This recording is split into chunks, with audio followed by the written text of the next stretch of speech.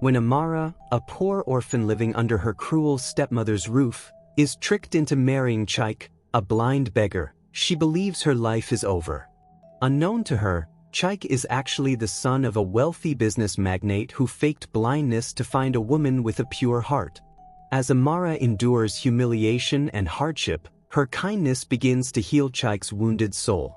But when the truth about his identity explodes, Amara's stepmother will stop at nothing to claim the fortune meant for her. The early morning sun rose lazily over Umwaga village, casting a golden glow on the red earth that stretched behind the narrow compound where Amara lived. Her hands were soaked in soapy water as she scrubbed a mountain of dirty clothes beside a rusted basin. The cold breeze did nothing to ease her exhaustion. Since her mother's death, Amara had become nothing more than a servant in her late father's home. Madame Ifeoma, her stepmother, treated her like dust beneath her slippers. Amara's two stepsisters, Ngozi and Uju, mocked her constantly, calling her the house rat whenever she passed. The sound of laughter drifted from the kitchen veranda where Madame Ifeoma and her daughters were eating fried plantain. Amara's stomach growled, but she dared not ask for food. She had learned long ago that hunger was safer than insolence. When the church bell rang in the distance, she looked up briefly, her tired eyes reflecting a hope she no longer believed in. By noon, Madame Ifeoma called her into the parlor. The room smelled of perfume and powdered makeup. "Amara," she began, her voice dripping with fake sweetness, "you're no longer a child. A man has asked for your hand." Amara froze, the rag in her hand dropping to the floor. "A man?" she whispered. "Yes," her stepmother said with a smirk. "A humble man. A beggar from the next village. They say he's blind, but at least he wants you." Amara's heart sank like a stone. "Mom, please," she begged, tears welling in her eyes. "Don't send me away. I'll work harder." The slap came before she could finish. "Ungrateful girl." Madame Ifeoma spat. "You should thank God someone wants you at all." That night, Amara sat outside, staring at the dim lantern flickering by the door.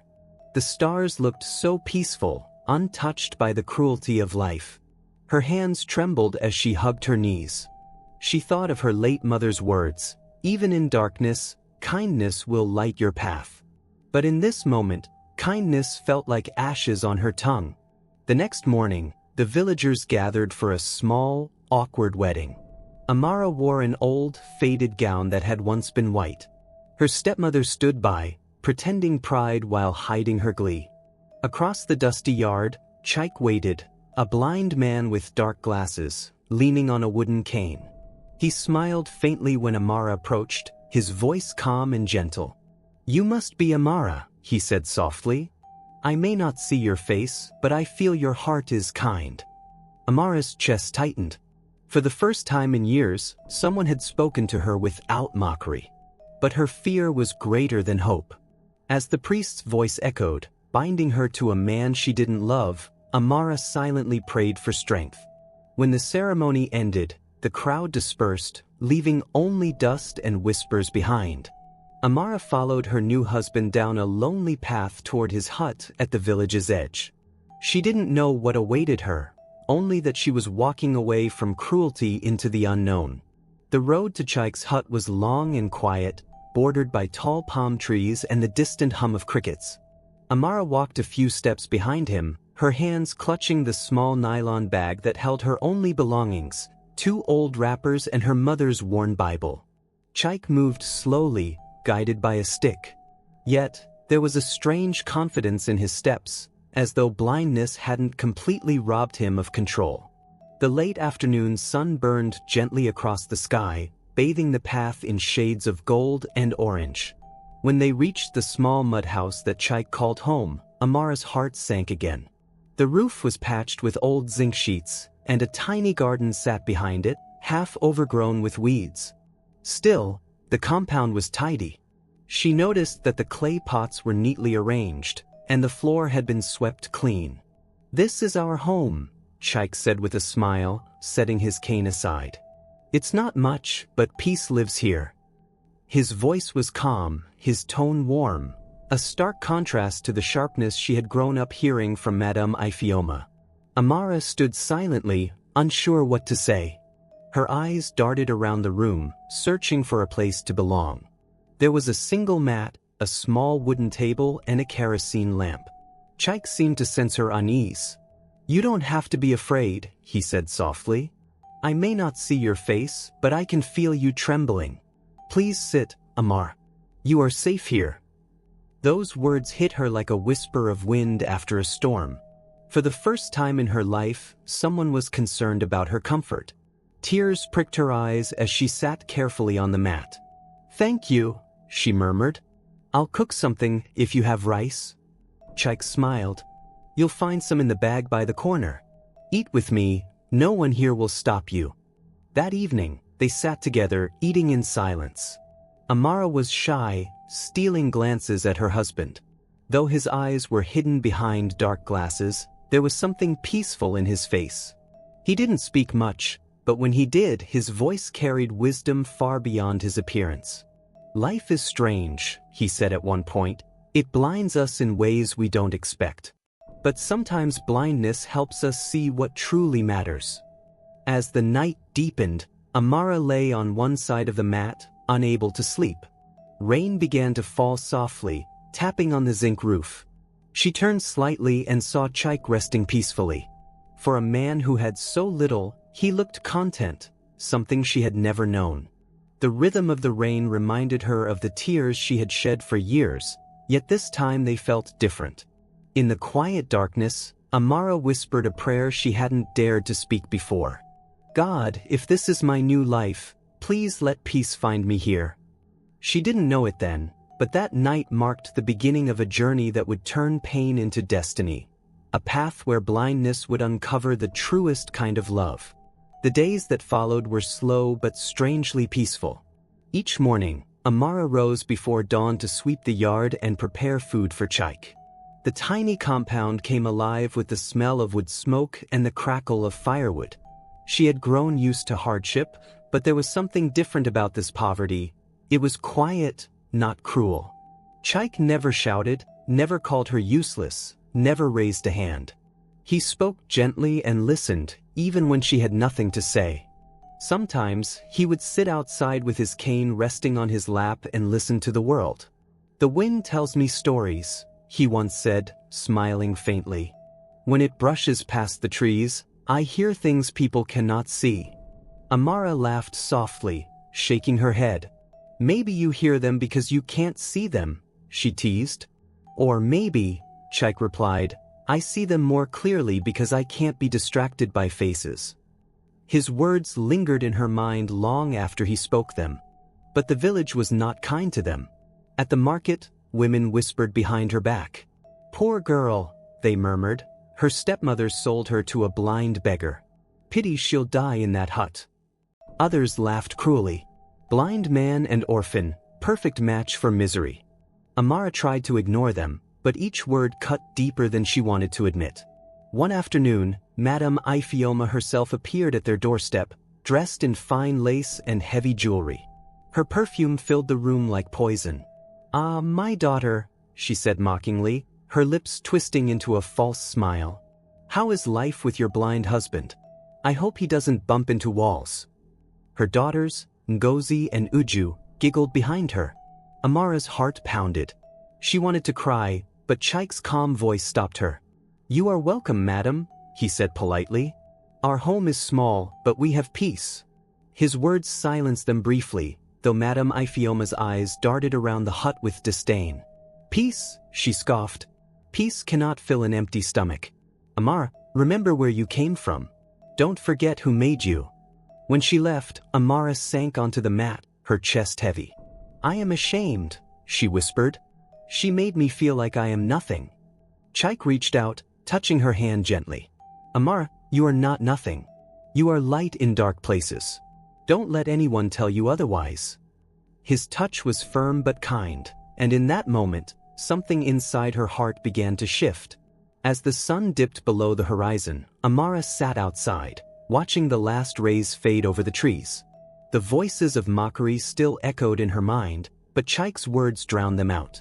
You are light. No one had ever called her that. And though she did not understand why, she began to believe him, a little at a time. That night, when the crickets sang and the world grew still, Amara realized that sometimes love doesn't begin with grand gestures. It begins quietly, in the voice of someone who sees your worth, even in the dark.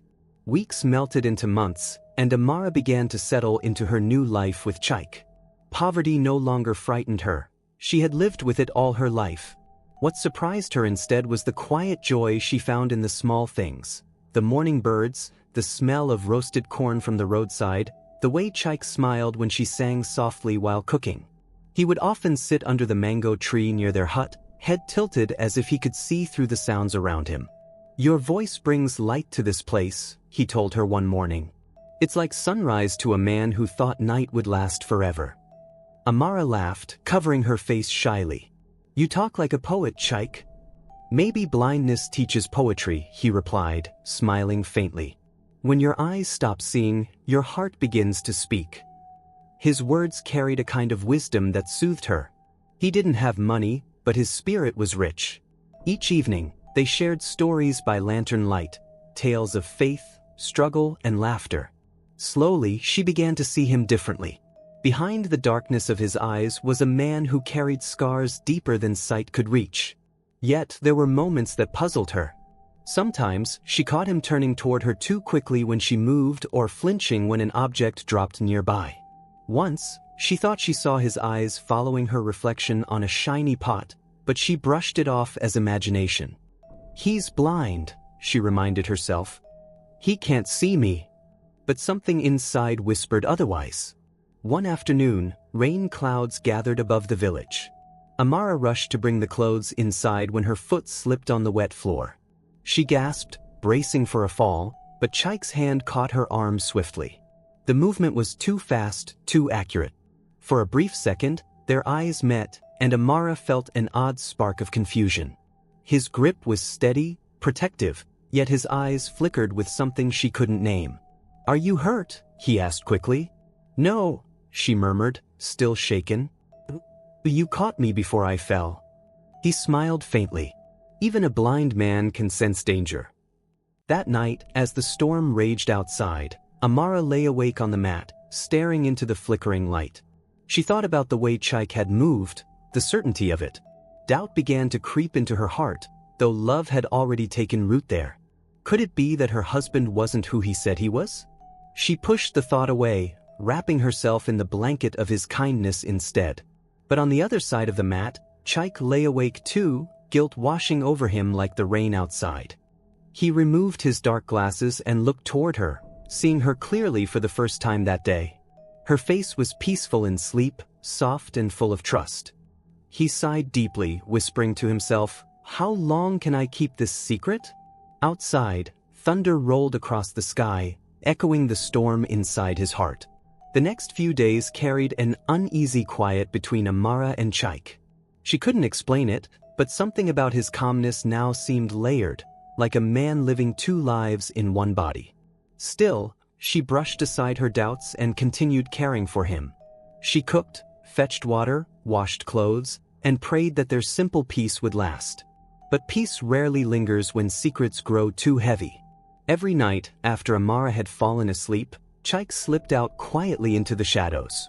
He walked along the narrow bush path until he reached a small, deserted chapel outside the village. Waiting for him there was Chike, a tall, well-dressed man who bowed slightly when Chike approached. "Good evening, sir," Chike said in a low voice. "Your father sent me again. He's worried. It's been 6 months. The board is restless." Chike sighed, removing his glasses. His clear eyes caught the flicker of the kerosene lamp. "I told you, Uchin, not yet. They can think I'm dead for all I care. I'm not ready to go back." Uche frowned. "Sir, you're the only son of Chief Obi. The company needs you. Your father—" "My father," Chike interrupted sharply, "has more money than mercy. Let him wait. I came here to learn what money can't buy." Uche hesitated. "And this woman you married, the orphan? Does she know who you are?" Chike's shoulders stiffened. "No. And she mustn't. Not yet." He turned away, gazing into the night sky. Amara is different. She doesn't chase gold. She doesn't flatter. She gives without expecting. I needed to know if love like that still exists. His voice trembled slightly. If I told her now, she might look at me differently. I'm not ready to lose that look. Meanwhile, back in the village, Madame Ifeoma had begun to grow suspicious. Rumors had reached her that Chike once lived in the city, that he was no ordinary beggar. She sat on her veranda, fanning herself as she spoke to her daughters. No blind man keeps his house so neat, she said with narrowed eyes. And have you seen the way he carries himself? There's something off about that man. Ngozi, her eldest, laughed. Mama, maybe the blindness gave him sense. Madame Ifeoma glared. Nonsense. That man has secrets, and if those secrets bring wealth, I'll uncover them. Amara might have lucked into something bigger than she deserves. As the moon climbed higher, Chike returned home quietly. Amara was sitting outside, her chin resting on her knees. You couldn't sleep? He asked gently. She shook her head. I just wanted to see the stars. He smiled faintly, sitting beside her. Even the stars envy your strength, he murmured. She turned to him, confused by his tenderness. Why do you always speak as if I'm more than I am? Because, he said softly, you see people the way the world should, not the way it is. Their eyes met for a long moment. Amara didn't know that behind his gentle words lay a storm of guilt, that the man who called himself a poor blind husband was in truth the hidden heir to one of the richest families in Lagos. And though his heart had found light in her love, his secret threatened to destroy everything he was beginning to build. Madame Ifeoma had always been a woman of ambition, but her greed was the kind that could swallow a mountain. Ever since she sent Amara away to marry the blind beggar, she'd assumed the girl would fade quietly into poverty. Yet, months later, whispers began drifting through the market. Whispers that Chike, the so-called blind pauper, was once seen entering town with men in fine cars. Some said they saw him pay for goods with crisp naira notes, far too new for a beggar. At first, Madame Ifeoma dismissed it. But greed doesn't stay asleep for long. One humid afternoon, she sat in her parlor, lazily fanning herself as her daughters polished their nails. Ngozi, she said suddenly, have you heard what they're saying in the market? That blind husband of your sister may not be as poor as he pretends.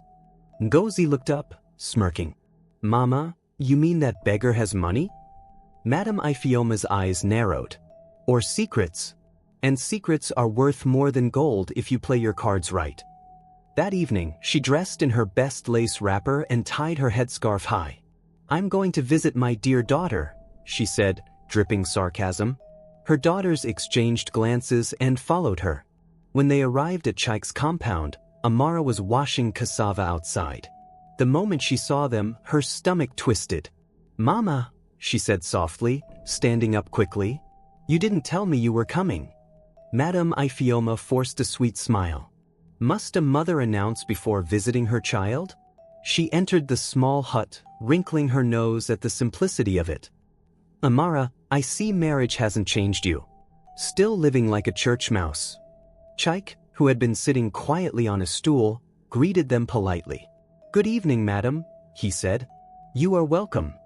Madame Ifeoma's eyes darted over him, studying every move. There was something too graceful about the way he held himself.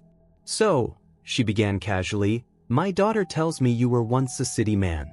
What business were you in before life humbled you? Chike smiled faintly. I sold truths to those who preferred lies. For a second, she froze, unsure how to respond to his cryptic answer. Ah, a philosopher I see, she said, forcing a laugh. Well, I hope you treat my daughter well. Remember, blindness is not a license to forget your duties. As they left, Madame Ifeoma's mind was racing. She couldn't shake the feeling that there was more to this man. Ngozi, she whispered, follow him one night. I want to know where he goes when the village sleeps. Ngozi nodded eagerly. That night, under the dim moonlight, Ngozi crept through the bushes, following Chike's quiet footsteps. She watched him walk down the narrow path toward the old chapel, moving with the ease of a man who could see perfectly. Her eyes widened in shock. She hurried home to her mother, breathless. "Mama, he's not blind. I saw him, he walks like a man with eyes." Madame Ifioma froze, her lips curling into a slow, wicked smile. "So the beggar can see?" she murmured. "Then the game changes." Her laughter echoed through the night like a witch's song. "If that man has been hiding wealth, we will uncover it, and use my foolish stepdaughter to take every last drop." Outside, the crickets sang, unaware that greed had just been awakened, and its hunger would soon devour everything in its path. The morning sun broke through the palm trees as if nothing in the world was about to change, yet destiny was quietly sharpening its knife. Amara woke early, humming softly as she swept the compound. Chike sat near the doorway, listening to her song, the one that had begun to heal his loneliness. But in the shadows beyond their fence, Madame Ifioma watched, her heart swollen with greed and envy. That afternoon, she returned with a plan as sharp as a blade. "Amara, my dear," she said sweetly, arriving with baskets of yam and palm oil. "Your husband has been so kind to you. Let's celebrate him. I'll invite some elders for a small dinner tonight. It will be good for him." Amara smiled shyly. "Mama, that's thoughtful. He'll like that." By evening, the little compound flickered with lantern light. Amara cooked while Madame Ifioma moved around pretending to help, her eyes darting to the path where she expected her guest. Ngozi had gone to fetch the local chief, pretending it was an ordinary dinner. When the chief arrived, Madame Ifioma whispered in his ear, "I need your help to reveal a liar." As everyone sat to eat, Madame Ifioma cleared her throat dramatically. "My in-laws," she began, "we all know this man, Chike, as a blind beggar. But what if I told you blindness is only his disguise?" The crowd murmured in confusion. Amara froze, her spoon trembling in her hand. Chike's brow tightened. "Madame Ifioma, please, don't, Madame me," she snapped. "Last night, my daughter saw you walking in the dark, without a cane, without stumbling. Tell us, are you truly blind?" Gasps filled the air. Amara turned to him, her eyes wide. "Chike, is it true?" The silence stretched like eternity. Slowly, Chike removed his dark glasses. For the first time, Amara saw his eyes, clear, bright, and filled with pain. "Yes," he said quietly. "I can see." The crowd erupted. Some shouted in disbelief, others whispered about witchcraft. Amara stumbled backward, clutching her chest. "You lied to me?" she cried, tears streaming down her face. "All this time, you watched me suffer, thinking I was married to a blind beggar?" Chike rose slowly, his voice breaking. "Amara, I didn't mean to hurt you. I wanted to know what love looked like. Real love, not the kind that comes for money. I needed to see if someone could love me without knowing who I truly was." Madame Ifioma smirked, stepping closer. "And who are you really?" she demanded. Chike met her gaze. "I am Chike Obi, son of Chief Obi, owner of Obi Holdings." The chief and the crowd gasped. Madame Ifioma's eyes glittered like gold coins. "A millionaire's son," she whispered. "So, my stepdaughter has been sitting on a treasure all this while." Amara stood motionless, tears glistening in her eyes. The man she had grown to care for, the one she had pitied, fed, and trusted, was never who she thought. Her voice cracked. "You were blind, Chike, but not in your eyes, in your heart." Chike's face fell, his secret now a curse. As the crowd dispersed and Madame Ifioma's greedy laughter echoed in the distance, Amara turned away, her world collapsing into silence. The morning after the revelation was wrapped in silence. The villagers who had come to witness the drama whispered as they passed Chike's compound, calling him the lying millionaire.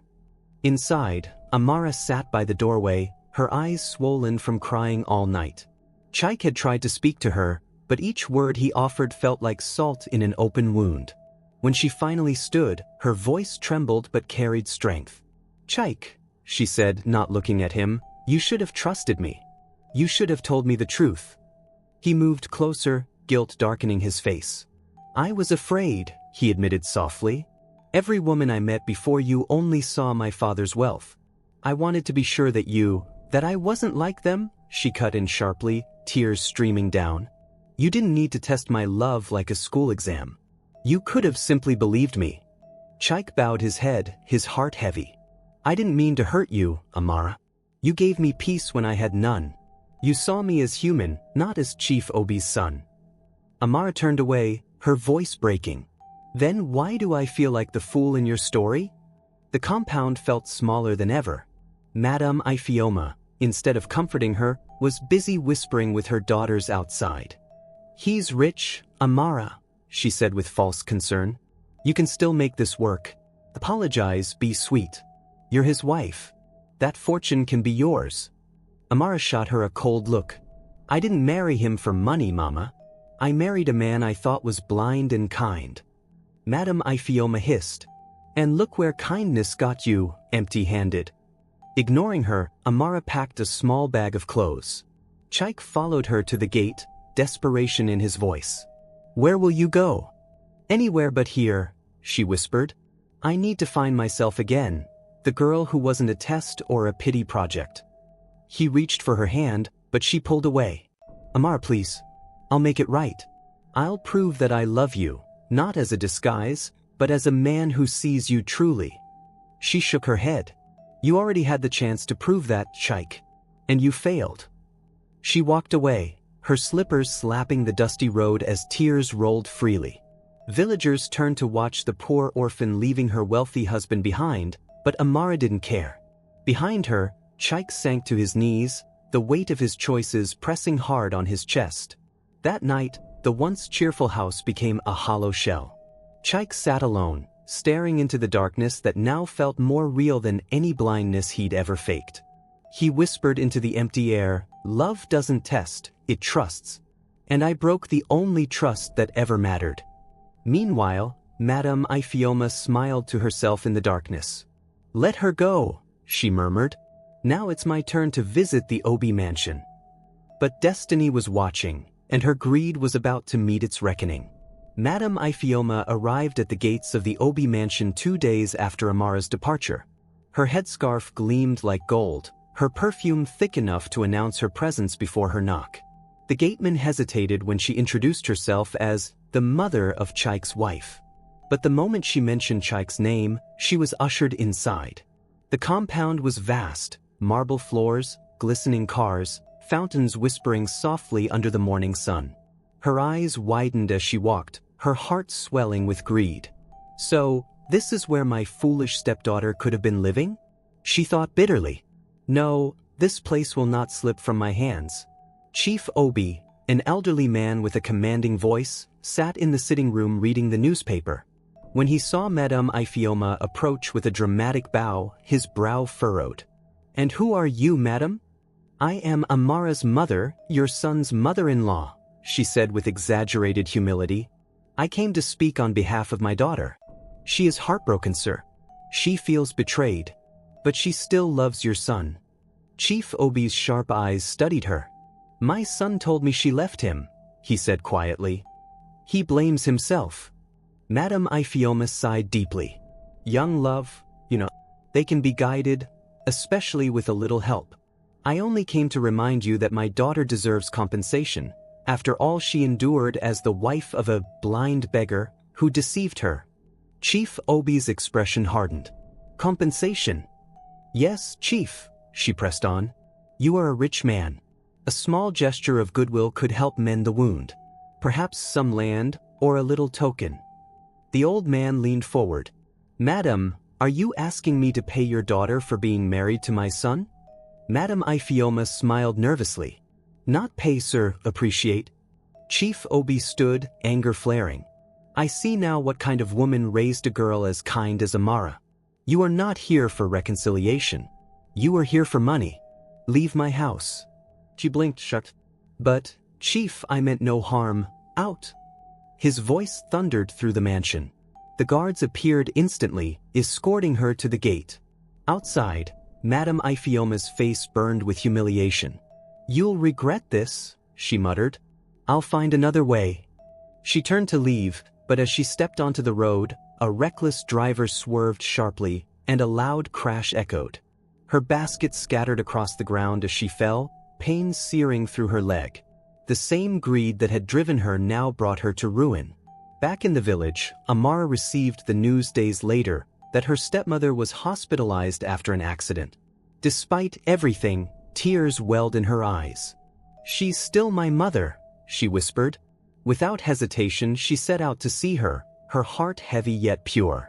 Meanwhile, Chike knelt in prayer in the same small chapel where his lies had begun. "God," he murmured, "if she can forgive her mother, maybe one day she'll forgive me too." The hospital smelled faintly of antiseptic and sorrow. Amara stood quietly by the doorway of the ward, watching Madame Ifioma lying on the bed, her leg wrapped in bandages. The once proud woman looked smaller, humbled by pain and regret. For a moment, Amara hesitated. The memories of cruelty, the mockery, the betrayal all weighed heavily. Yet her heart, soft as rain, refused to harden. "Mama," she said softly. Madame Ifioma's eyes fluttered open. When she saw her stepdaughter, shame washed over her face. "Amara," she whispered, voice trembling. "You came?" Amara nodded, tears glistening. "Yes. I heard about the accident."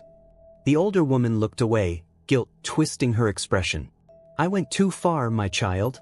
Greed blinded me worse than your husband ever pretended to be. I wanted wealth so badly that I forgot love and decency. Can you ever forgive me?" Amara took her hand gently. "Forgiveness isn't easy, Mama, but bitterness only poisons the soul. I forgive you." Tears rolled down Madame Ifioma's cheeks as she squeezed Amara's hand. For the first time in years, silence between them felt peaceful. Not sharp, not heavy, just quiet. Later that evening, as Amara left the hospital, she saw a familiar figure standing by the gate, Chike. He looked thinner, weary, his once proud shoulders bent with remorse. When their eyes met, the world seemed to pause. "I heard about your mother," he said softly. "I didn't want to intrude, but I needed to see you." Amara stared at him, her heart torn. "Why now, Chike? Why after everything?" He stepped closer, his voice low and sincere. "Because every day without you has been punishment enough. You taught me what true sight is, not through my eyes, but through my heart. I lied because I was afraid of being loved for the wrong reasons. But losing you showed me what love really costs." Her eyes shimmered with tears. "You broke my trust, Chike." "I know," he whispered, "and I'll spend the rest of my life earning it back, if you'll let me." For a long moment, only the sound of the wind filled the air. Then Amara sighed, her voice trembling. "You made me believe in something good once, even when life was cruel. Maybe that was never a lie." He reached out slowly, and this time, she didn't pull away. His hand wrapped around hers, warm, familiar, real. Weeks later, the village buzzed again, but this time with joy. Chike and Amara renewed their vows quietly under the old chapel's mango tree, surrounded by a few witnesses. There were no expensive rings, no lavish feasts, just the simplicity of love rediscovered. As they exchanged their promises, Chike looked into her eyes and said, "I once pretended to be blind to find love, but you showed me that the real blindness was in my soul. You healed it." Amara smiled through tears. "And now I finally see the man I was meant to love, not for his name or his wealth, but for his heart." Under the fading sunset, they embraced, two broken souls finding light again. Love had been tested, wounded, and nearly lost, but in the end, it triumphed, pure, quiet, and everlasting. Please, kindly hit the subscribe button, like this video and share. This means a lot to us. Thank you for watching.